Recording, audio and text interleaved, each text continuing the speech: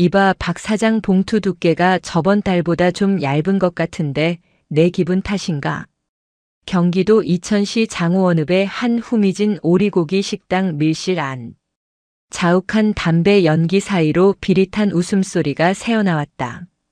제3수송교육연대 수송대장 노태환 소령은 젓가락으로 오리 훈제 한 점을 집어들며 맞은편에 앉은 사내를 삐딱하게 쳐다보았다. 군복상의 단추는 이미 두어 개 풀어진 상태였고 탐욕스럽게 번들거리는 그의 눈빛은 고기보다 식탁 위에 놓인 누런 서류 봉투에 고정되어 있었다. 태성타이어 대표 박 씨가 비굴한 웃음을 흘리며 황급히 손을 저었다.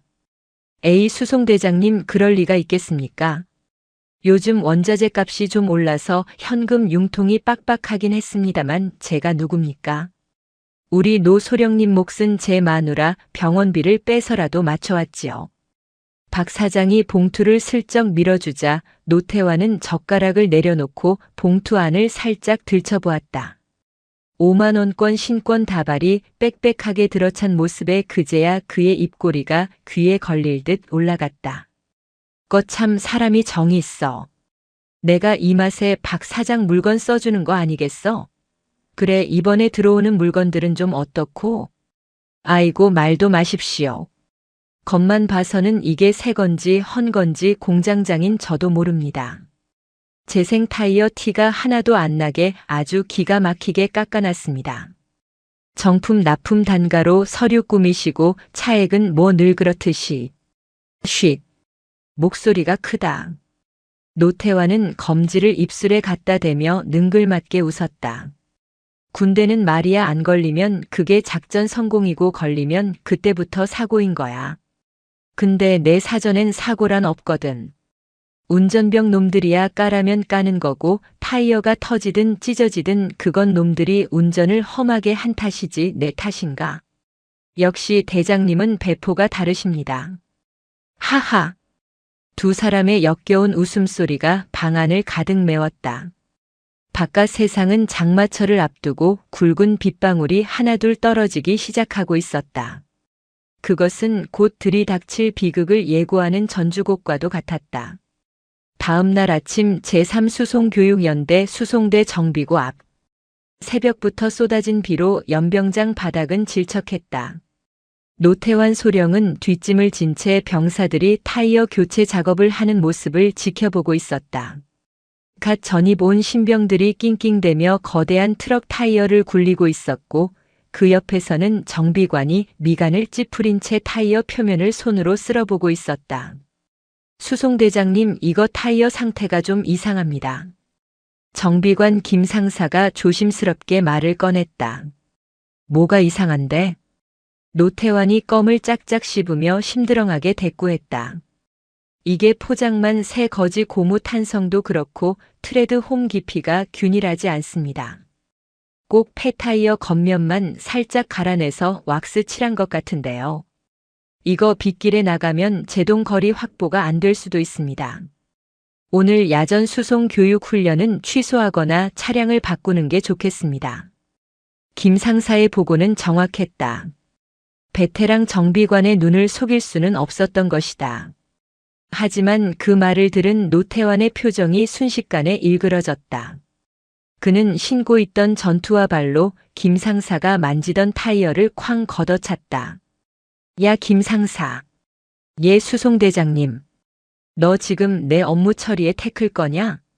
보급라에서 검수 다 끝내고 정품 마크 찍혀서 내려온 물건이야. 내가 무슨 타이어 감별사라도 돼? 어디서 감히 일개 중사 나부랭이가 소령이 컨펌한 물건에 토를 달아? 노태환의 고함 소리에 작업하던 병사들이 흠칫하며 동작을 멈췄다. 아니 대장님, 그게 아니라 안전이 걸린 문제니까. 안전? 야, 군인이 언제부터 그렇게 안전 타령했어? 전쟁 나면 안전벨트 매고 총 쏠래? 당장 오늘 오후 훈련 예정대로 진행해. 빗길 주행 감각 익히는 것도 훈련이야. 한 번만 더 내 앞에서 헛소리하면 그땐 군기 교육대로 끝날 줄 알아. 노태환은 씩씩거리며 정비고를 빠져나갔다. 김 상사는 빗물에 젖은 타이어를 허망하게 바라보며 깊은 한숨을 내쉬었다. 그 타이어가 다리를 튼 뱀처럼 번들거리고 있었다. 오후 2시. 이천시 외곽 국도변. 제3수송교육연대 소속 2톤 반 트럭 행렬이 빗줄기를 뚫고 달리고 있었다. 선두 차량의 운전대는 운전교육생인 이일병이 잡고 있었고 조수석에는 김 상사가 불안한 눈빛으로 전방을 주시하며 탑승하고 있었다. 이 일병 속도 더 줄여. 노면이 미끄럽다. 예, 알겠습니다. 근데 정비관님 핸들이 자꾸 헛도는 느낌이 듭니다. 브레이크도 평소보다 훨씬 깊게 밟아야 듣습니다. 이 일병의 얼굴이 공포로 하얗게 질려 있었다. 빗물은 앞유리를 때리고 와이퍼는 쉴 새 없이 움직였지만 시야는 흐릿했다. 그때였다. 완만한 커브길을 돌던 순간 맞은편 차선에서 대형 화물차가 경적을 울리며 달려왔다. 브레이크가. 이 일병이 비명을 지르며 브레이크 페달을 밟았다. 하지만 노태환이 뒷돈을 받고 납품받은 그 저질 재생 타이어는 젖은 아스팔트 위에서 스키를 타듯 쭉 미끄러졌다. 마찰력이라고는 찾아볼 수 없는 죽음의 고무 덩어리였다. 기기기기. 타이어가 찢어지는 굉음과 함께 트럭의 차체가 균형을 잃고 휘청거렸다. 핸들 꽉 잡아. 김 상사가 다급히 이 일병의 핸들을 잡아채려 했지만 이미 늦었다. 펑 하는 소리와 함께 오른쪽 앞바퀴가 터져버렸고 통제 불능이 된 육중한 군용 트럭은 가드레일을 들이받고 도로 옆 논두렁으로 곤두박질 쳤다. 쾅! 거대한 흙탕물이 튀어오르고 트럭이 옆으로 전복되면서 끔찍한 쇠 긁히는 소리가 빗소리를 집어삼켰다. 찢어진 타이어 조각이 도로 위에 흉물스럽게 흩어졌다. 그것은 단순한 사고가 아니었다. 탐욕이 부른 예고된 살인이었다. 같은 시각 수송대장실. 노태환은 책상에 다리를 올린 채 스마트폰으로 주식 차트를 보고 있었다. 박 사장에게 받은 뒷돈으로 매수한 종목이 상한가를 치고 있었다. 역시 돈이 돈을 번다니까. 이번에 한 탕만 더하면 강남의 오피스텔 하나는. 그때 행정반 문이 벌컥 열리며 당직 사관이 사색이 된 얼굴로 뛰어들어왔다. 수송대장님, 큰일 났습니다. 1호차가 훈련 복귀 중에 전복됐답니다. 뭐야? 노태환이 용수철처럼 튀어올랐다. 하지만 그가 놀란 이유는 병사들의 안위 때문이 아니었다. 자신의 진급길에 스크래치가 날까봐, 그리고 혹시나 타이어 문제가 불거질까봐 덜컥 겁이 난 것이다. 다 다친 놈은? 죽었어? 살았어? 이 일병이랑 김 상사 둘 다 의식은 있는데 많이 다친 것 같습니다. 지금 민간 병원으로 이송 중입니다. 노태환은 거칠게 머리카락을 쓸어 넘겼다. 뇌회로가 빠르게 돌아갔다. 이 상황을 어떻게 모면해야 하는가? 타이어 결함이라는 말이 나오게 해서는 절대 안 된다. 그렇다면 답은 하나였다. 야, 당직 사관. 당장 사고 보고서 초안 잡아. 예. 아직 현장 조사도 안 끝났는데요. 노태환의 눈초리가 독사처럼 매서워졌다. 멍청한 새끼야, 시키면 시키는 대로 해. 사고 원인은 운전병의 운전 미숙 그리고 과속이다. 빗길에 초보놈이 겁도 없이 밟아대다가 미끄러진 거야. 정비 불량이나 타이어 언급은 일절하지 마. 알았어? 하지만 정비관님 말로는 아침부터 타이어 상태가. 이 새끼가 진짜. 너 진급 누락되고 싶어? 내가 책임진다니까. 김 상사 그놈 입단속은 내가 시킬 테니까 너는 내가 부르는 대로 보고서 써. 이 일병 그놈이 졸음운전을 했든 딴짓을 했든 무조건 그놈 실수로 몰아가야 우리 부대가 산다고. 노태환은 책상을 쾅 내리치며 고래고래 소리를 질렀다. 밖에서는 천둥이 치고 있었다. 그는 자신의 안위를 위해 피 흘리며 실려간 부하들에게 모든 죄를 뒤집어 씌울 준비를 마쳤다. 악마가 군복을 입고 있다면 바로 저런 모습일 것이다. 병원 응급실. 온몸에 붕대를 감은 이일병이 고통스러운 신음을 흘리고 있었다. 다리가 부러지고 갈비뼈에 금이 간 중상이었다. 김 상사 역시 머리가 찢어져 피가 흐르는 채로 옆 침대에 누워 있었다. 그때 노태환이 성큼성큼 응급실 안으로 들어왔다. 걱정스러운 표정은 연기처럼 사라지고 그의 얼굴에는 짜증과 협박의 기색만이 가득했다. 야, 이일병. 정신이 좀 드냐? 수 수송대장님 죄송합니다. 이일병이 울먹이며 대답했다. 노태환은 주위를 슬쩍 살피더니 이일병의 귀에 대고 낮게 으르렁거렸다. 죄송하면 책임을 져야지. 내가 졸아서 핸들 꺾은 거 맞지? 빗길에 과속한 거 맞잖아. 아, 아닙니다. 저는 규정 속도 지켰고 갑자기 타이어가. 이 새끼가 어디서 거짓말을 해. 노태환이 이일병의 링거 거치대를 발로 툭 찼다.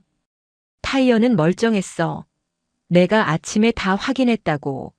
내가 운전 병신같이 해서 멀쩡한 차 폐차시키고 정비관까지 다치게 해놓고 이제 와서 장비 탓을 해? 너 영창 가고 싶어? 아니면 조용히 내 과실 인정하고 선에서 끝낼래? 20살간 넘은 이등병은 공포에 질려 입술만 파르르 떨었다. 소령이라는 계급이 주는 위압감 그리고 자신의 인생이 망가질지도 모른다는 두려움이 그를 짓눌렀다. 그리고 김 상사. 노태환은 옆 침대의 김 상사에게 고개를 돌렸다. 자네는 짬밥 먹을 만큼 먹은 사람이 애 교육을 어떻게 시킨 거야? 이번 일 조용히 덮자. 자네 장기 복무 심사 얼마 안 남았지? 내 말 무슨 뜻인지 알지? 협박이었다. 명백하고 더러운 협박. 김 상사는 주먹을 꽉 쥐었지만 차마 입을 뗄 수가 없었다. 가장의 무게와 계급의 벽이 너무나 높았다. 노태환은 비릿한 미소를 지으며 병실을 나갔다. 모든 게 완벽하게 정리되었다고 믿었다. 하지만 그는 모르고 있었다. 이 모든 상황을 지켜보고 있는 누군가가 있다는 것을, 그리고 그 존재가 곧 이 썩어 빠진 부대로 들이닥칠 것이라는 사실을. 며칠 뒤 국방부 육군 군수사령부. 대한민국 육군 내에서 가장 강한 권력을 가진 여인, 창군 이래 최초의 여성 중장 백설의 사령관의 집무실 책상 위에 익명의 투서가 한 통 놓여 있었다. 봉투 겉면에는 제3수송교육연대 타이어 비리 제보라고 투박한 글씨가 적혀 있었다. 백설의 장군은 돋보기 안경 너머로 서류를 꼼꼼히 읽어내려갔다. 그녀의 눈매가 점점 매섭게 변했다. 재생 타이어 납품 비리라. 감히 내 병사들의 생명을 담보로 장사를 해? 그녀가 자리에서 일어났다. 정복에 달린 별 3개가 형광등 불빛을 받아 서늘하게 빛났다. 비서실장 차 대기시켜. 목적지는 이천장호원이다. 예고는 필요 없어. 당장 출발한다. 폭풍이 몰려오고 있었다. 썩어 빠진 수송대장 노태환의 목줄을 죄러 얼음 마녀가 움직이기 시작했다. 제3수송교육연대 연대장실. 탁탁탁. 노태환 소령은 마우스 클릭 소리가 유난히 크게 울리는 행정반을 뒤로 하고 연대장실 문을 두드렸다. 그의 손에는 방금 조작을 마친 차량 전복 사고 조사 결과 보고서가 들려 있었다. 빳빳한 종이 위에는 사고의 원인이 기계 결함이 아닌 운전병 이일병의 졸음운전과 조작 미숙이라고 명시되어 있었다. 들어와. 연대장의 허락이 떨어지자 노태환은 비굴한 미소를 장착하며 안으로 들어섰다. 충성. 수송대장 소령 노태환입니다. 지난번 사고건 최종 보고 드리러 왔습니다. 연대장은 골프 채널이 틀어진 텔레비전에서 눈을 떼지 않은 채 손짓만 까딱했다. 그래. 애들 상태는 좀 어때? 많이 다쳤다며. 네. 다행히 생명에는 지장이 없습니다. 이 일병 그 녀석이 전날 밤에 여자친구랑 통화하느라 잠을 설쳤다지 뭡니까? 빗길에 졸다가 브레이크 타이밍을 놓쳤답니다. 정비관 김 상사가 핸들 잡아보려다가 같이 변을 당했고요. 제가 평소에 그렇게 안전교육을 강조했는데 면목이 없습니다. 노태환은 침도 안 바르고 능청스럽게 거짓말을 늘어놓았다. 연대장은 그제야 고개를 돌려 노태환을 보며 혀를 찼다. 쯧쯧. 요즘 애들은 정신 상태가 썩었어. 운전병이 잠을 못 자? 아무튼 기계 결함 아니라는 거지. 우리 부대 무사고 기록 깨진 건 아깝지만 장비 관리 소홀로 나오면 너나 나나 피곤해지는 거 알지? 물론입니다. 정비 기록부도 완벽합니다. 타이어는 교체한 지 일주일도 안 된 새 제품이었습니다. 이건 명백한 인재입니다. 그래 알았어. 거기 두고 가. 내가 결제해서 군단에 올릴 테니까. 아, 그리고 이번 주말에 골프 약속 있는 거 알지? 차 좀 신경 써서 준비해놔. 예. 최고급 세단으로 대기시키겠습니다. 노태환은 90도로 허리를 숙이고 연대장실을 빠져나왔다. 복도로 나오자마자 그의 얼굴에서 비굴함이 씻은 듯이 사라졌다. 그는 보고서 결제가 끝났다는 사실에 안도하며 휘파람을 불었다. 병신 같은 영감탱이. 골프공이나 칠 줄 알지 부대가 어떻게 돌아가는지도 모르고. 이걸로 다 덮였다. 김 상사 입만 막으면 끝이야. 그는 주머니에서 담배를 꺼내 물며 건물 밖으로 향했다. 하늘은 여전히 우중충했고 간간히 빗방울이 떨어지고 있었다. 모든 게 자신의 계획대로 완벽하게 통제되고 있다고 믿었다. 하지만 그 시각 부대 위병소 앞은 초비상 사태였다. 위병소 근무를 서던 병장 최 씨는 눈을 의심했다. 평소라면 부식차나 간부들의 출퇴근 차량만 오가던 정문에 칠흑같이 검은 세단 3대가 소리 없이 미끄러져 들어오고 있었다. 그리고 그 선두 차량 앞 범퍼에 달린 성판. 붉은 바탕에 은색 별이 3개. 성판이다. 3스타. 중장이다. 최 병장이 비명을 지르듯 외쳤다.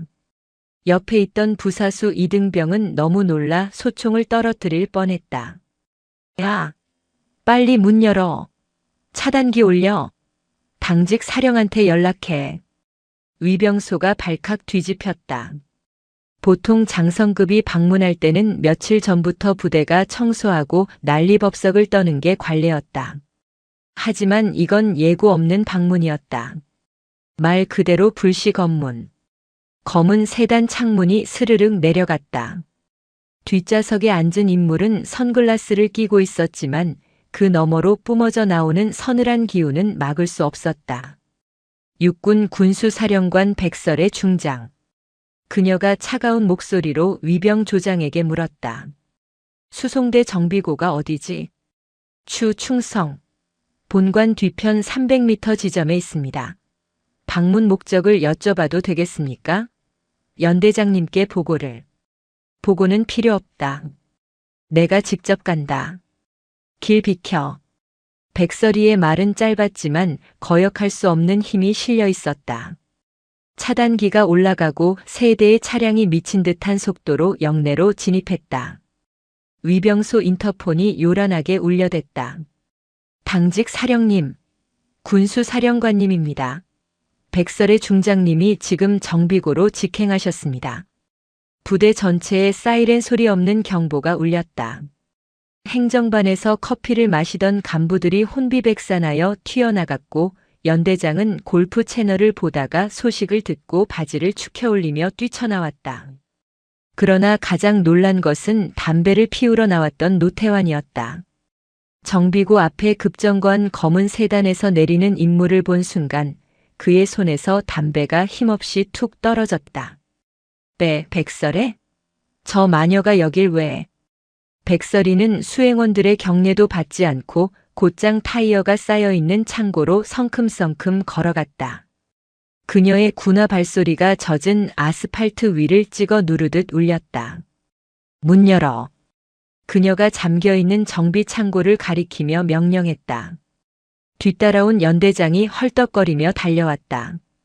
사령관님, 연락도 없이 이렇게 갑작스럽게 오시면.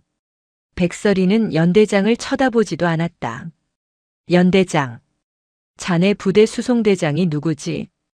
연대장은 식은땀을 줄줄 흘리며 뒤에 얼어붙어 있는 노태환을 손가락으로 가리켰다. 저기 있는 노태환 소령입니다. 백설이가 고개를 천천히 돌려 노태환을 응시했다.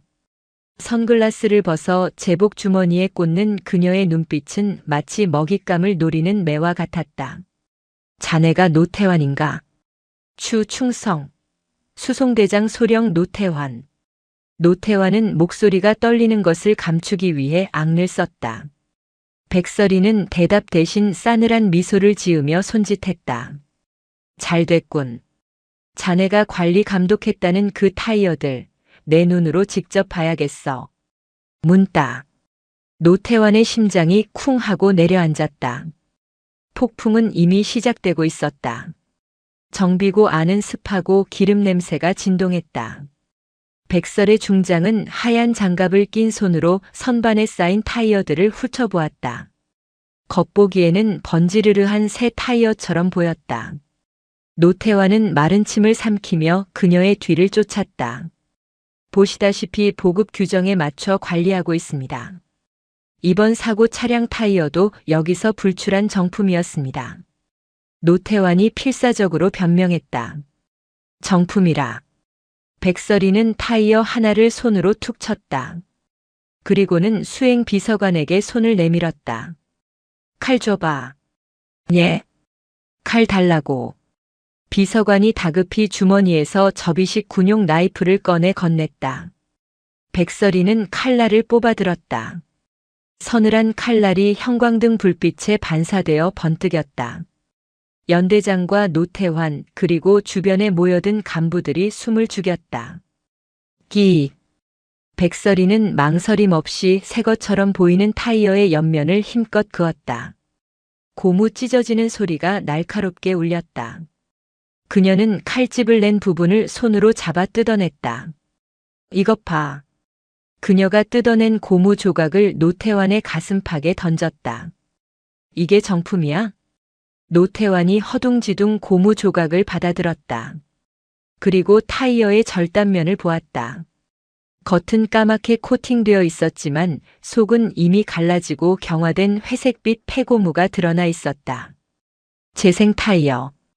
그것도 아주 질 나쁜 폐타이어에 덧칠만 한 가짜였다. 이건 저는 모르는 일입니다. 납품업체에서 속인 것 같습니다. 제가 검수할 때는 분명히. 납품업체가 속여? 수송대장이 검수도 똑바로 안 하고 도장 찍어줬다는 말을 지금 변명이라고 하는 건가? 백설이의 목소리가 한 옥타브 낮아졌다. 그것은 고함보다 더 무서운 고요함이었다. 아니면 알면서도 눈 감아준 건가? 절대 아닙니다. 억울합니다, 사령관님. 제가 어떻게 감히 군수 물자를 빼돌리겠습니까?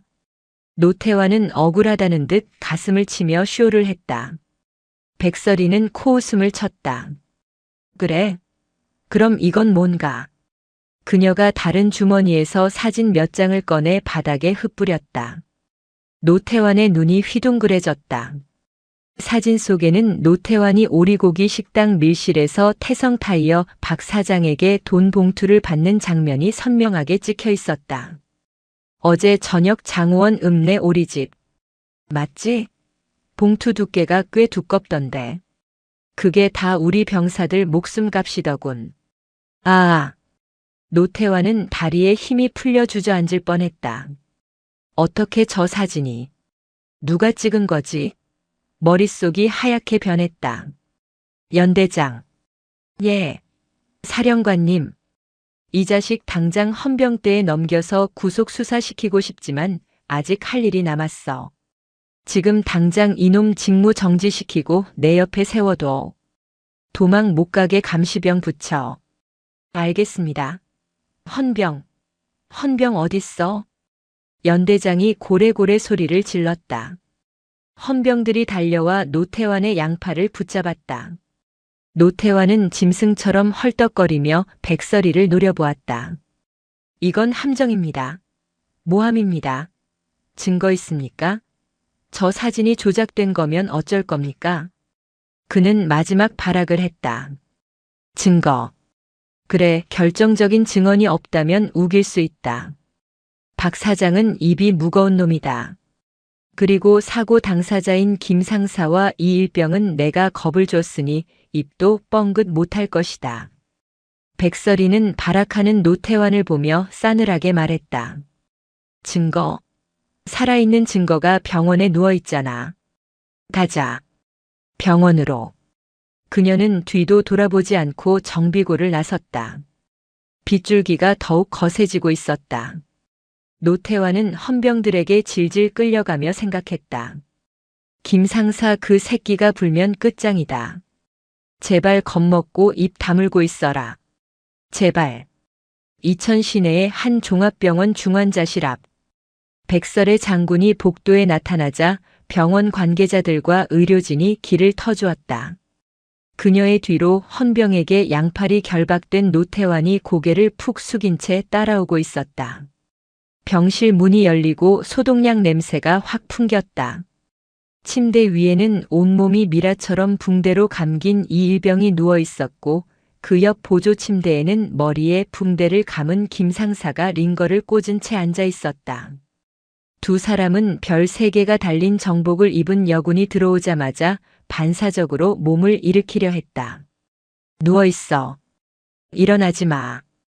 백설이가 부드러운 목소리로 제지했다. 그녀는 이일병의 침대 곁으로 다가가 앙상하게 마른 그의 손을 조심스럽게 잡았다. 거친 훈련으로 굳은 살이 박인 하지만 아직은 앳된 청년의 손이었다. 많이 아팠지. 미안하다. 내가 너무 늦게 왔다. 천하의 얼음 마녀 백설이의 눈가에 물기가 어렸다. 그녀는 진심으로 분노하고 있었고 진심으로 미안해하고 있었다. 이 일병의 눈에서 왈칵 눈물이 쏟아졌다. 사령관님. 이 일병. 그리고 김 상사.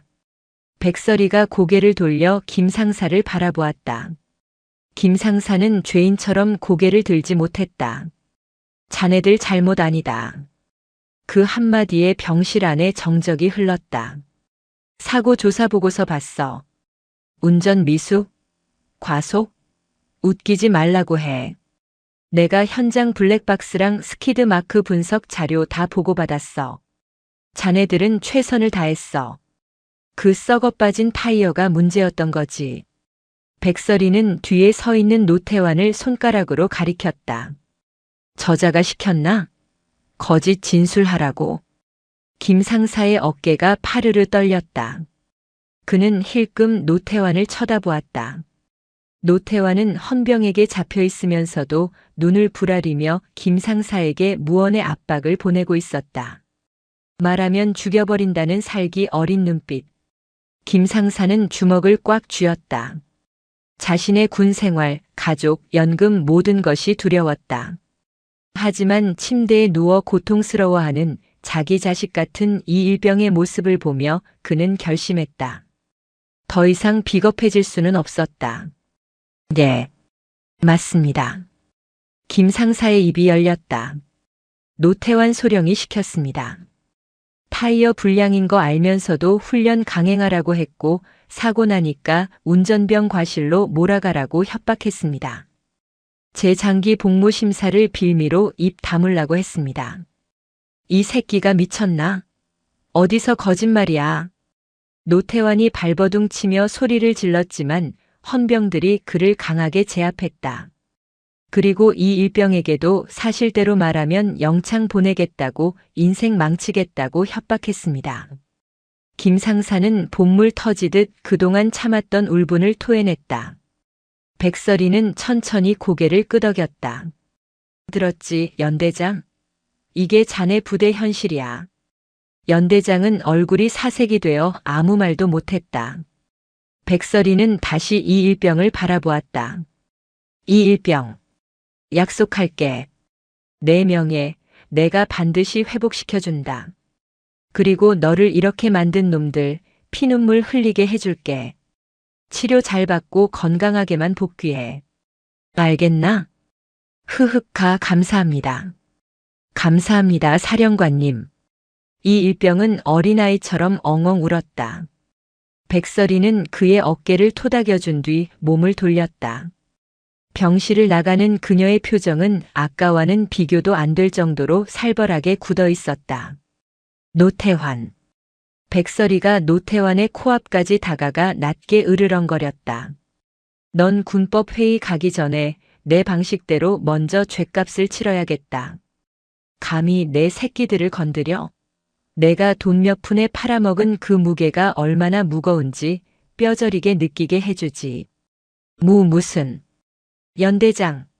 지금 당장 전 병력 연병장에 집합시켜. 단 한 명도 예외 없다. 그리고 정비고에 있는 그 불량 타이어들 싹 다 연병장으로 가져와. 백설이의 명령이 병원 복도를 쩌렁쩌렁 울렸다.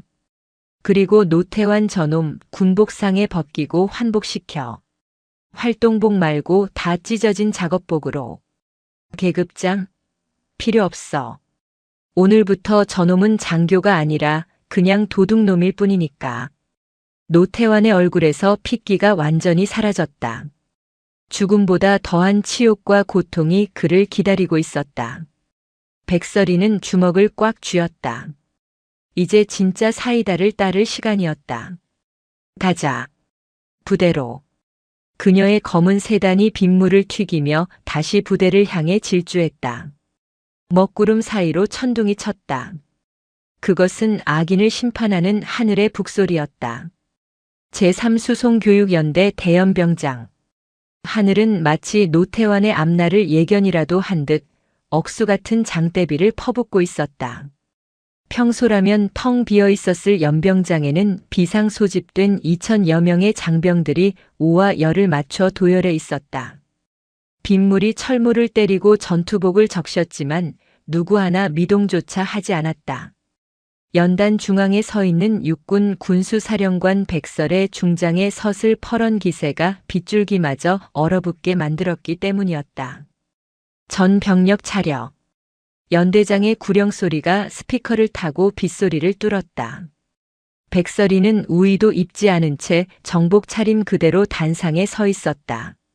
비에 젖은 제복은 그녀의 몸에 딱 달라붙어 냉철한 군인의 실루엣을 드러냈고 어깨 위에 별 3개는 번개처럼 번뜩였다. 그녀의 시선은 연단 아래 진흙탕 속에 무릎 꿇려 있는 한 남자를 향해 꽂혀 있었다.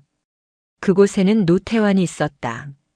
하지만 불과 몇 시간 전까지 병사들 위에서 군림하던 거만한 소령의 모습은 온데간데 없었다. 계급장이 뜯겨나간 낡은 회색 활동복 상에 흙탕물에 젖어 축 늘어진 바지. 양팔은 뒤로 꺾여 포승줄에 묶인 채 헌병 2명에게 제압당해 고개를 쳐박고 있었다. 오늘 나는 여러분에게 부끄러운 진실 하나를 고백하러 왔다. 백설이가 마이크를 잡았다. 차분하지만 힘있는 목소리가 연병장에 울려 퍼졌다. 너희들이 목숨 걸고 운전하는 그 트럭, 그 바퀴 밑에 무엇이 깔려 있었는지 아는가? 그것은 도로가 아니었다. 바로 저 작자가 챙긴 검은 돈다발이었다. 병사들 사이에서 낮은 웅성거림이 일었다. 운전병들은 주먹을 꽉 쥐었다. 자신들이 탔던 트럭이 죽음의 관이나 다름없었다는 사실에 치가 떨렸다. 백설이는 손짓으로 연병장 한 구석을 가리켰다. 가져와. 그녀의 명령에 지게차 한 대가 육중한 엔진 소리를 내며 다가왔다. 지게차 발 위에는 시커먼 폐타이어 10개가 쇠사슬로 묶인 채 실려 있었다. 겉은 멀쩡해 보이지만 속은 썩어 문드러진 바로 그 살인 타이어들이었다. 지게차가 노태환의 바로 앞에 타이어 뭉치를 쿵 하고 내려놓았다. 흙탕물이 노태환의 얼굴로 튀었다. 노태환이 신음을 흘리며 고개를 들었다. 눈앞에 놓인 타이어 뭉치를 본 그의 눈동자가 지진이라도 난 듯 흔들렸다. 노태환. 고개 들어. 백설이가 단상에서 내려와 뚜벅뚜벅 그에게 다가갔다. 헌병들이 노태환의 머리채를 잡아 강제로 고개를 들게 했다. 사령관님, 잘못했습니다. 한 번만, 제발 한 번만 살려주십시오. 제가 잠시 미쳤었습니다. 노태환은 빗물과 눈물, 콧물이 뒤범벅된 얼굴로 애원했다. 장교의 체면 따위는 개나 줘버린 지 오래였다. 그저 살고 싶다는 본능만이 꿈틀거렸다. 살려달라고. 내가 불량 부품 끼워 넣은 차를 타고 나간 병사들이 브레이크가 안 들을 때 얼마나 살고 싶었을지 생각해 본 적 있나? 백설이는 싸늘하게 일갈했다. 저기 서 있는 병사들을 봐라. 다 누군가의 귀한 아들이고 이 나라의 미래다. 내가 내 뱃속 채우려고 저 아이들을 사지로 몰아넣었어. 그래놓고 살려달라고. 군인으로서의 명예는 고사하고 인간으로서의 자격도 없는 놈. 그녀는 쇠사슬 끝을 잡아 노태환의 발치에 던졌다. 철그럭 소리가 섬뜩하게 울렸다. 묶어. 예. 헌병들조차 당황하여 되물었다. 이 타이어 뭉치 저놈 허리에 묶으라고. 오늘 저놈은 이 연병장을 돌며 자신이 저지른 죄의 무게를 직접 체험하게 될 것이다. 안 됩니다. 이걸 어떻게 끕니까? 사람 죽습니다. 사령관님. 노태환이 비명을 질렀다. 타이어 10개. 무게만 해도 수백 킬로그램에 달했다. 쇠사슬로 묶어 끈다는 건 고문이나 다름없었다. 죽지 않아. 우리 병사들은 완전 군장 메고 산악구보도 해. 너는 내가 팔아먹은 그 돈 무게만큼 짊어지는 거야. 감히 못하겠다고. 그럼 지금 당장 즉결 처분으로 총살시켜줄까? 백설이가 허리춤에 찬 권총에 손을 올렸다. 노태환은 헉소리를 내며 입을 다물었다. 저 여자는 한다면 하는 사람이다. 진짜로 쏠지도 모른다는 공포가 뇌를 지배했다. 헌병들이 노태환의 허리에 굵은 가죽 벨트를 채우고 거기에 타이어 뭉치와 연결된 쇠사슬을 연결했다. 묵직한 중압감이 허리를 끊어놓을 듯 조여왔다. 준비됐나? 백설이가 병사들을 향해 외쳤다. 잘 봐라. 부정을 저지른 지휘관의 말로가 어떤 것인지, 너희들의 피눈물을 빨아먹은 기생충이 어떻게 짓밟히는지 똑똑히 기억해라. 번쩍하고 천둥이 쳤다. 노태환은 도살장에 끌려온 소처럼 부들부들 떨며 출발선에 섰다. 뒤에 매달린 타이어들이 마치 지옥에서 온 족쇄처럼 보였다. 출발. 백설이의 짧은 명령이 떨어졌다. 노태환은 이를 악물고 첫 발을 뗐다. 하지만 뒤에 매달린 타이어 뭉치는 꿈쩍도 하지 않았다. 진흙 바닥에 처박힌 타이어들은 마치 땅에 뿌리를 내린 듯 무거웠다. 안 뛰어? 헌병. 백설이의 호통에 뒤에 있던 헌병이 곤봉으로 바닥을 내리쳤다. 뛰어. 실시. 끄악. 노태환은 비명을 지르며 상체를 거의 땅바닥에 붙이다시피 숙이고 다리에 힘을 주었다. 팽팽해진 쇠사슬이 그의 허리살을 파고들었다. 질퍽한 진흙이 전투와 밑창에서 미끄러졌다. 끼익 질질질. 고막을 긁는 소리와 함께 타이어 뭉치가 아주 조금 움직이기 시작했다. 10개의 타이어가 진흙을 갈아엎으며 끌려오는 모습은 흡사밭을 가는 소의 형상이었다. 하지만 그보다 100배는 더 처참하고 비굴했다. 헉. 불과 10m를 갔을 뿐인데 노태환의 숨통은 터질 듯 조여왔다. 허벅지 근육이 비명을 질렀고 심장은 갈비뼈를 부수고 나올 듯 뛰었다. 빗물인지 땀인지 모를 액체가 눈으로 흘러들어 시야를 가렸다. 연병장을 둘러싼 병사들은 침을 삼키며 그 광경을 지켜보았다. 평소 자신들을 벌레 보듯 무시하고 폭언을 일삼던 악마 같은 수송대장. 그가 개처럼 헐떡이며 진흙탕을 기는 모습에 형언할 수 없는 쾌감이 혈관을 타고 흘렀다. 더 빨리. 병사들 걸음걸이보다 늦다. 그게 수송대장의 속도인가? 백설이는 확성기를 들고 노태환을 채찍질했다. 그녀는 그를 육체적으로 괴롭히는 것뿐만 아니라 정신적으로 완전히 무너뜨리고 있었다. 노태환은 비틀거렸다. 발이 진흙 구덩이에 빠졌다. 철퍼덕. 그가 중심을 잃고 흙탕물 속에 얼굴을 처박았다. 입안으로 짠 흙물이 밀려 들어왔다. 쿨럭. 웩.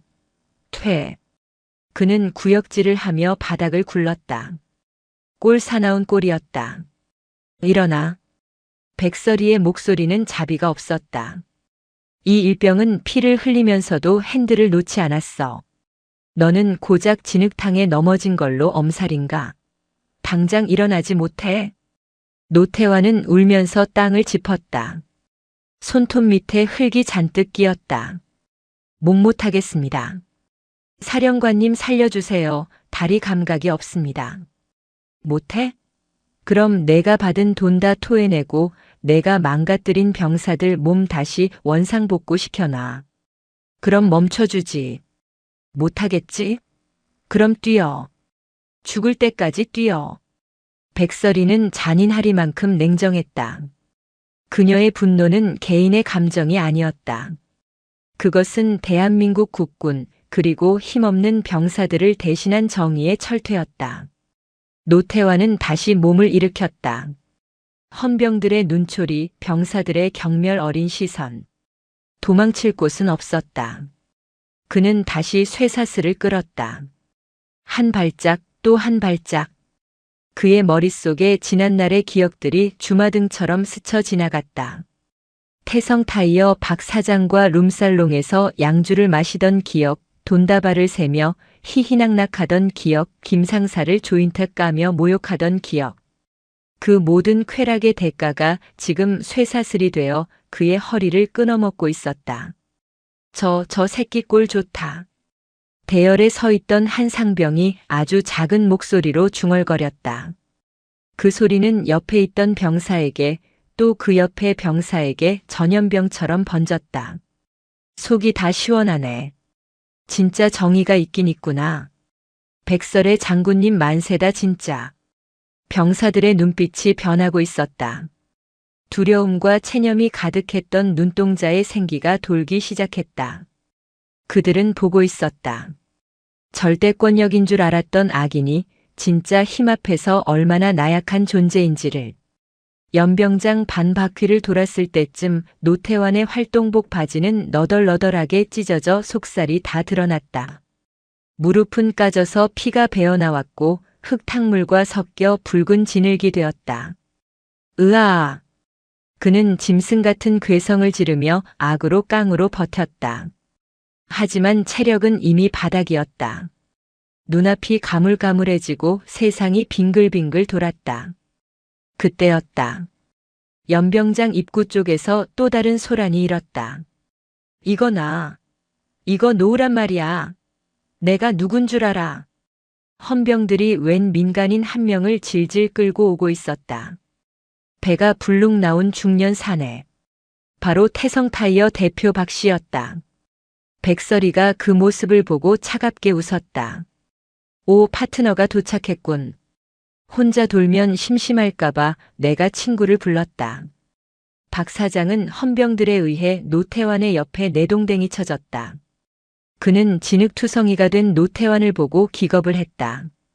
노소령? 이게 무슨 꼴이야? 노태환이 퀭한 눈으로 박 사장을 올려다보았다. 박 사장. 백설이가 박 사장 앞으로 다가갔다. 어서 와라. 내가 만든 그 훌륭한 타이어 성능 테스트 중이다. 납품업자가 빠지면 섭섭하지. 너도 같이 묶어. 뭐요? 당신 미쳤어?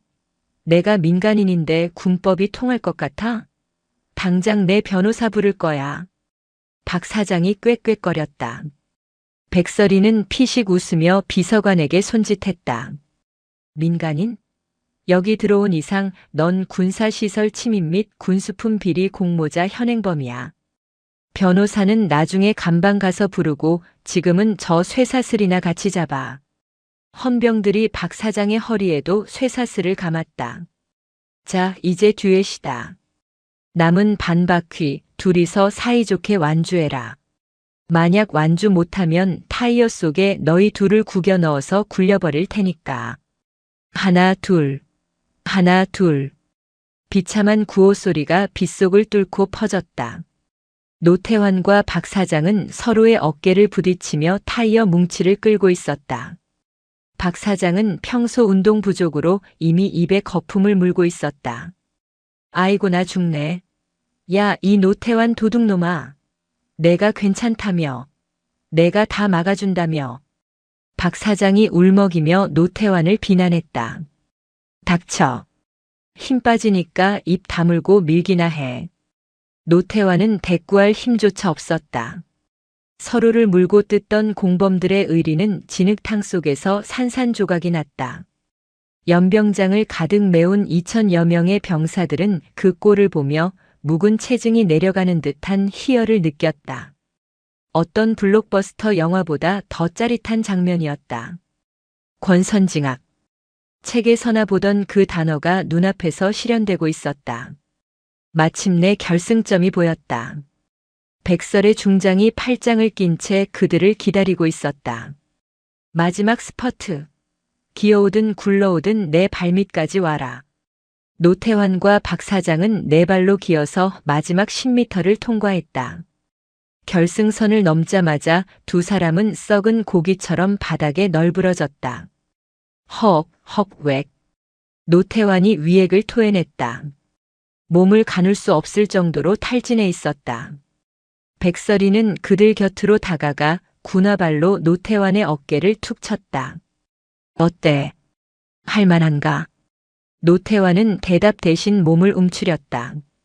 이제 그녀는 공포 그 자체였다. 이게 끝이라고 생각하지 마라. 이건 예고편일 뿐이니까. 백설이는 수행원들에게 명령했다. 두 놈 다 끌고 가. 헌병대 지하 조사실에 쳐넣어. 물 한 모금도 주지 말고 내가 갈 때까지 대기시켜. 횡령, 배임, 뇌물수수, 직권남용, 상해교사 죄목이 너무 많아서 조서 쓰는 데만 사흘 밤낮은 걸릴 거다. 예, 알겠습니다. 헌병들이 축 늘어진 두 사람을 짐짝처럼 들고 사라졌다. 비가 그치고 있었다. 먹구름 사이로 한 줄기 햇살이 내리쬐며 젖은 연병장을 비추었다. 백설이는 다시 단상 위로 올라갔다.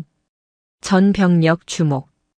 그녀의 목소리는 이제 차분하고 따뜻하게 변해 있었다. 놀랐을 것이다. 하지만 기억해라. 군대는 국민을 지키고 전우를 지키기 위해 존재한다. 그 신성한 의무를 더럽히는 자는 계급이 아무리 높아도 내 손으로 반드시 잘라낸다. 그녀는 병사들을 하나하나 눈에 담으며 말을 이었다. 오늘 이후로 제3수송교육연대는 다시 태어난다. 부조리, 비리, 억울함이 있다면 언제든 내게 직보해라. 내가 너희들의 방패가 되어주겠다. 이상. 정적이 흘렀다. 그리고 누군가가 박수를 치기 시작했다. 짝짝짝. 처음엔 한 명이었다. 하지만 곧이어 옆사람, 뒷사람, 중대 전체, 대대 전체. 삽시간에 2,000여 명의 병사들이 보내는 함성과 박수 소리가 연병장을 뒤흔들었다. 와! 백설이. 백설이. 충성. 감사합니다. 그것은 강요된 박수가 아니었다. 진심에서 우러나온 존경과 감사의 표시였다. 연대장과 다른 간부들은 그 광경을 보며 얼굴이 붉어졌다. 그들은 부끄러움을 느꼈다. 진짜 지휘관이 무엇인지 저 여자가 보여주고 있었다. 백설이는 옅은 미소를 지으며 거수경례로 답했다. 부대 차려. 해산. 그녀가 단상을 내려와 차에 오를 때까지 함성은 멈추지 않았다. 차 안에서 백설이는 비서실장에게 지시했다. 지금 찍은 영상 그리고 확보한 증거 자료들 언론사에 뿌려. 방송국, 신문사, 인터넷 뉴스 가리지 말고. 헤드라인은 군수 비리의 실체 그리고 여장군의 심판 정도로 뽑으라고 해. 비서실장이 놀란 표정으로 물었다. 사령관님, 군 내부 이미지가 실추될 수도 있는데 괜찮으시겠습니까? 국방부에서 싫어할 텐데요. 백설이가 선글라스를 다시 끼며 말했다. 골문 살은 도려내야 새 살이 돋는 법이야. 쉬쉬하며 덮는 게 능사가 아니지. 그리고 국민들이 알아야 해. 우리 군이 스스로 정화할 능력이 있다는 걸. 그래야 신뢰를 되찾을 수 있어. 그녀의 눈빛은 확신에 차 있었다. 그리고 무엇보다 저런 쓰레기들이 다시는 발 못 붙이게 사회적으로 매장해 버려야지. 아주 철저하게. 검은 세단이 부대를 빠져나갔다. 이제 제2라운드가 시작될 차례였다. 군부대라는 닫힌 공간을 넘어 대한민국 전체가 뒤집어질 거대한 폭풍이 몰려오고 있었다.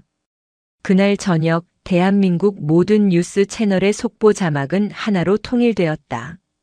속보 창군 이래 최초 중장 타이어 비리 적발 수송대장 연병장서 타이어 형벌 집행. 인터넷은 폭발했다. 백설이의 이름이 실시간 검색어 1위를 장악했고 노태환의 신상을 터는 글들이 빗발쳤다. 바야흐로 국민적 영웅의 탄생이었다. 국방부 검찰단 특수조사실. 사방이 방음벽으로 막힌 좁은 방, 책상 위에는 수사관이 내려놓은 두꺼운 서류 뭉치가 쿵 하는 소리를 내며 떨어졌다. 죄수복으로 갈아입은 노태환은 퀭한 눈으로 서류를 응시했다. 하루 만에 10년은 늙어버린 듯한 몰골이었다. 노태환 씨. 아니, 이제 전소령이라고 불러야 하나? 군 검찰 수사관이 싸늘한 미소를 지으며 의자에 앉았다. 묵비권 행사해봤자 소용없습니다. 이미 당신 파트너 박 사장이 모든 걸 불었거든요. 태성타이어 장부 이중으로 조작한 거, 차명 계좌로 뒷돈 세탁해서 강남 오피스텔 산 거, 룸살롱 접대 내역까지. 아주 소설 한 편을 써도 될 정도로 상세하게 진술했습니다. 그 새끼가. 노태환의 입술이 파르르 떨렸다. 믿었던 도끼에 발등이 찍힌 게 아니라 아예 발목이 잘려나간 꼴이었다. 그리고 더 큰 문제는 밖이야. 수사관이 리모컨을 들어 벽면에 걸린 텔레비전을 켰다. 뉴스 채널에서는 앵커가 심각한 표정으로 뉴스를 전하고 있었다. 다음 뉴스입니다. 육군 제3수송교육연대에서 발생한 타이어 납품 비리 사건의 파장이 일파만파로 커지고 있습니다. 백설의 군수사령관이 직접 비리를 적발하고 수송대장에게 타이어 끌기 형벌을 내리는 영상이 공개되자 여론은 그야말로 들끓고 있습니다. 화면에는 모자이크 처리된 노태환이 진흙탕을 기어가는 장면, 그리고 백설의 중장이 병사들 앞에서 호통치는 장면이 반복해서 나오고 있었다. 인터넷 반응 한번 볼까요? 수사관이 화면을 전환했다. 인터넷 커뮤니티와 뉴스 댓글창이 화면 가득 떴다. 작성자 예비역 병장 와 진짜 속이 다 시원하다. 나 군 생활할 때도 저런 간부 있었는데. 백설의 장군님 진짜 존경합니다. 저런 게 참군인이지. 작성자 아들 군대 보낸 엄마 영상 보고 울었습니다. 우리 아들도 운전병인데 저런 차 태웠을까봐 손발이 떨리네요. 저 수송대장이라는 놈 절대 감방에서 나오게 하면 안 됩니다. 신상 공개하고 평생 고통받게 해야 해요. 작성자 정의구현 저런 놈은 세금으로 밥 먹이는 것도 아깝다. 전 재산 몰수해서 피해 장병들한테 줘라. 노태환은 화면을 똑바로 쳐다볼 수가 없었다. 전 국민이 자신을 향해 돌을 던지고 있었다. 그의 이름 석자는 이제 부패 군인의 대명사가 되어버렸다. 봤지? 대통령실 청원 게시판에 자네 엄벌 탄원 서명이 벌써 50만 명을 넘었어. 국방부 장관님도 격노하셔서 지휘 고하를 막론하고 최고 형량으로 다스리라고 지시 내려왔고, 자네를 봐줄 수 있는 사람은 이제 대한민국, 아니 전 세계에 아무도 없어. 노태환은 책상에 머리를 박고 오열했다. 잘못했습니다. 제가 죽일 놈입니다. 제발 선처만. 선처? 웃기지 마. 당신이 챙긴 그 돈 때문에 죽을 뻔한 애들이 병원에 있어. 당신은 군복을 입은 게 아니라 탐욕을 입고 있었던 거야. 수사관은 볼펜을 던져주며 말했다. 자, 이제 자술서 다시 써. 토시 하나 빼먹지 말고. 당신이 횡령한 돈 10원 한 장까지 어디에 숨겼는지 다 적어. 만약 하나라도 숨겼다가 나중에 들키면 그땐 정말 지옥을 보게 될 거야. 노태환은 덜덜 떨리는 손으로 볼펜을 잡았다. 종이 위로 후회의 눈물이 떨어져 번졌지만 이미 엎질러진 물이었다. 그가 쌓아 올린 모래성은 거대한 파도 앞에서 흔적도 없이 사라지고 있었다. 같은 시각 육군 군수사령관실. 백설의 중장은 창밖을 내려다보며 통화 중이었다. 예, 장관님. 감사합니다. 네, 절차대로 진행하겠습니다. 걱정 마십시오. 이번 기회에 뿌리를 뽑아야죠. 전화를 끄는 그녀의 표정은 한결 편안해 보였다. 비서실장이 따뜻한 녹차를 내오며 물었다. 사령관님, 여론이 너무 뜨거워서 부담스럽지 않으십니까? 일부에서는 가혹행위 아니냐는 말도 나오던데요. 가혹행위? 백설이가 찻잔을 들며 피식 웃었다.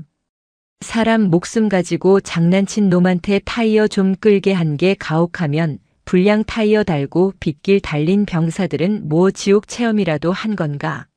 난 부끄러울 것 없어. 그리고 국민들도 알 거야. 뭐가 진짜 정의인지.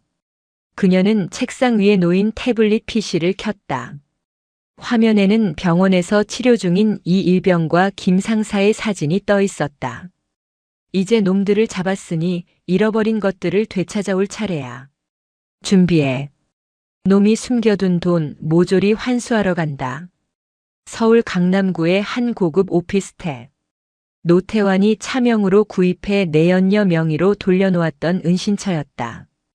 현관문이 강제로 개방되고 국방부 검찰단 수사관들과 압수수색팀이 들이닥쳤다.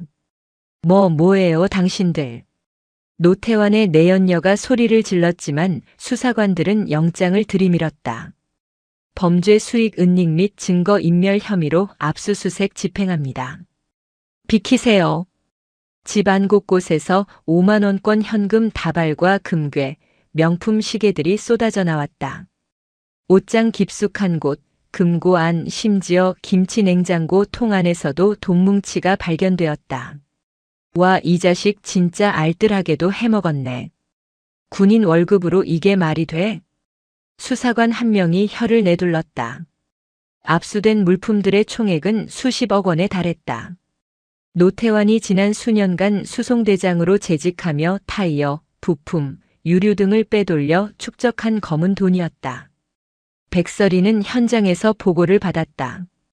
전액 굽고 환수 조치하고 법무팀이랑 협의해서 이 자금 중 일부를 피해 병사들 피해 보상금 및 위로금으로 지급할 수 있는 법적 근거 마련해. 특별법이라도 만들어서 진행시켜. 알겠습니다. 사령관님.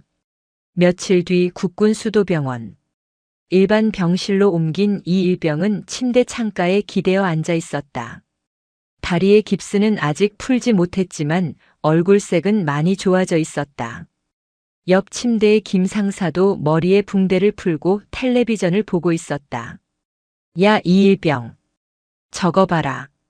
노태환 그 인간 구속 기소됐단다. 징역 15년 구형이라는데? 김 상사가 리모컨을 흔들며 말했다. 이 일병이 화면을 보며 씁쓸하게 웃었다. 15년도 짧습니다. 저희는 죽을 뻔했지 않습니까? 그래도 이렇게 빨리 해결될 줄은 몰랐다. 난 솔직히 우리가 다 뒤집어 쓰고 쫓겨날 줄 알았어. 김 상사의 목소리가 떨렸다. 그때 병실 문이 드르륵 열렸다. 쫓겨나긴 누가 쫓겨나? 익숙하고도 위험 있는 목소리. 백설의 중장이 과일 바구니를 든 수행원들과 함께 들어왔다. 두 사람은 소스라치게 놀라 벌떡 일어나려 했다. 어허, 환자는 누워있어. 명령이다. 백설이가 손을 저으며 의자를 끌어와 두 사람 사이에 앉았다. 몸은 좀 어때? 밥은 잘 나오고? 예, 아주 잘 먹고 있습니다. 사령관님 덕분에. 이 일병이 울먹이며 대답했다. 백설이는 이 일병의 손을 잡았다. 좋은 소식 가져왔다. 노태환과 박 사장, 그놈들 재산 다 몰수했어. 그리고 국방부 심에 거쳐서 너희 둘에게 특별 위로금과 치료비 전액, 그리고 추후 발생할 수 있는 후유장애 보상금까지 지급하기로 결정했다. 지급이라니요? 저희는 군인이라 치료비만 나오면. 김 상사가 당황해서 물었다. 아니야. 이건 그놈들이 훔쳐간 돈에서 나온 거야. 범죄 수익 환수금으로 피해자 구제하는 첫 사례가 될 거다. 그리고 김 상사. 예. 자네 장기 복무 심사 내가 직접 챙겼어. 이번 사고에서 끝까지 운전대 잡고 병사 살리려 했던 공로 그리고 용기 있게 내부 고발한 점 인정받아서 통과됐다. 축하한다. 이제 상사 달고 원사까지 쭉 가는 거야. 김 상사의 눈에서 굵은 눈물이 뚝뚝 떨어졌다. 가장으로서의 무게, 미래에 대한 불안감이 한순간에 씻겨 내려갔다. 사령관님 감사합니다. 정말 감사합니다. 그리고 이일병. 너는 완치되면 부대 복귀하지 말고 사령부로 와라. 내 운전병 자리가 비었는데 너처럼 책임감 강한 녀석이 필요해. 내 차 운전해 줄 수 있겠나? 이 일병의 눈이 휘둥그레졌다. 지옥 같은 수송대가 아니라 군수사령관의 전속 운전병이라니. 그것은 파격적인 특혜이자 최고의 명예였다. 명심하겠습니다. 목숨 걸고 안전하게 모시겠습니다. 목숨은 걸지 마. 안전운전만 해. 백설이가 환하게 웃었다. 병실 안에는 따뜻한 햇살이 가득 들어오고 있었다. 그것은 긴 겨울이 끝나고 찾아온 진정한 봄이었다. 정의가 승리하고 상처받은 이들이 치유받는 완벽한 오후였다. 한 달 후 서울 용산 국방부 대강당. 수많은 취재진과 군 관계자들이 강당을 가득 메웠다. 카메라 플래시가 쉴 새 없이 터지는 가운데 단상 위에는 자랑스러운 국군 영웅 표창 수여식이라는 현수막이 걸려 있었다. 사회자가 마이크를 잡았다. 다음은 대통령 표창 수여가 있겠습니다. 육군 군수사령관 중장 백설이. 웅장한 군악대의 연주와 함께 백설이가 단상으로 걸어나갔다. 그녀의 정복 가슴에는 이미 수많은 훈장이 달려 있었지만 오늘의 표창은 그 어느 때보다 빛났다.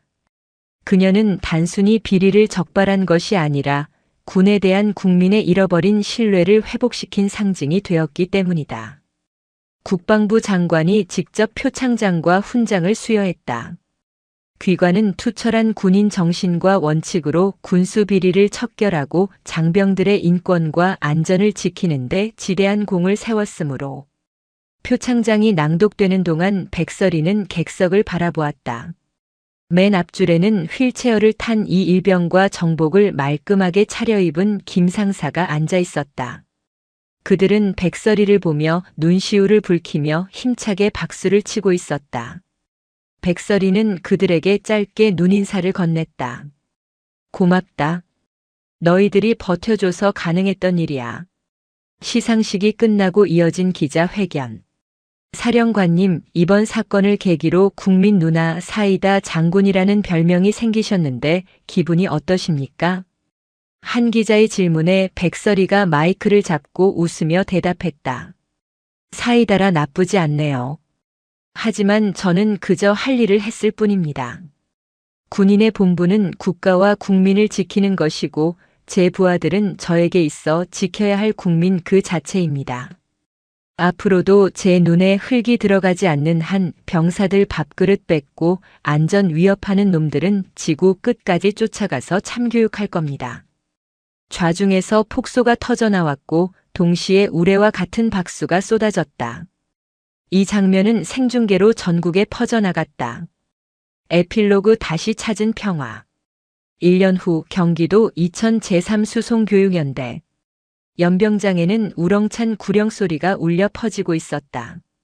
하지만 예전에 그 칙칙하고 공포스럽던 분위기는 찾아볼 수 없었다. 수송대 정비구 앞. 새로 부임한 수송대장은 병사들과 함께 바닥에 앉아 짜장면을 먹고 있었다. 야, 김일병. 타이어 트레드 확인했냐? 예, 대장님. 아침 점호 전에 전 차량 점검 끝냈습니다. 타이어 상태 아주 빵빵합니다. 그래, 잘했다. 우리 부대는 안전이 생명이다. 알지? 백설의 사령관님이 언제 불시에 들이닥칠지 모른다. 아이고, 말도 마십시오. 꿈에 나올까 무섭습니다. 병사들이 까르르 웃었다. 이제 백설이의 이름은 공포의 대상이 아니라 이 부대를 지키는 수호신이자 일종의 밈이 되어 있었다. 정비구 한편에는 클린 수송, 안전 제일이라는 표어가 붙어 있었고 그 아래에는 낡은 폐타이어 하나가 전시되어 있었다. 그 타이어에는 이런 팻말이 붙어 있었다. 탐욕의 무게 마이너스 2026년 6월 부패를 경계하며. 그것은 과거 노태환이 허리에 매달고 연병장을 돌았던 바로 그 타이어였다. 후배들에게 남기는 영원한 경고장이자 교훈이었다. 그리고 사령부 집무실. 백설의 대장 진급 내정자은 창밖을 바라보고 있었다. 그녀의 책상 위에는 이일병이 직접 써서 보낸 편지가 놓여 있었다. 전역 후 대학에 복학해서 열심히 살고 있다는 내용이었다. 사령관님, 차 대기했습니다. 말끔한 정장 차림의 이일병, 아니 이제는 민간인이 된 이 군이 저녁 인사를 하러 왔다가 그녀의 운전병으로 복무했던 후임과 함께 들어왔다. 백설이가 뒤를 돌았다. 그녀의 얼굴에 따뜻한 미소가 번졌다. 그래, 가자. 오늘도 지켜야 할 것들이 많으니까. 그녀의 발걸음은 당당했고 어깨 위에 별 4개는 대한민국의 태양처럼 찬란하게 빛났다. 악은 멸망했고 정의는 승리했다. 그것은 소설 속에서만 존재하는 이야기가 아니라 그들이 만들어낸 통쾌하고 아름다운 현실이었다.